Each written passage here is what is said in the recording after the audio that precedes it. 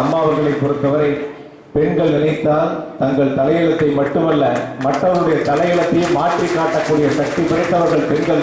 அவர்களுக்கு தேவை வாய்ப்புகள். அந்த வாய்ப்புகளை வழங்குவதை லட்சியமாக கொண்டு இன்று மகளிருக்கு எண்ணற்ற சாதனை திட்டங்களை வழங்கக்கூடிய முதலமைச்சர் புரட்சித் தலைவி அம்மா அவர்கள். குறிப்பாக சொல்ல வேண்டும் என்றால் 2011 உள்ளாட்சி மன்ற தேர்தலில் தமிழகத்தில் இருக்கின்ற மாநகராட்சிகளில் 50% மேலாக மகளிர் மேயர்களாக பணியாற்றக்கூடிய வாய்ப்பை தந்த முதலமைச்சர் புரட்சித் தலைவி அம்மா அவர்கள்.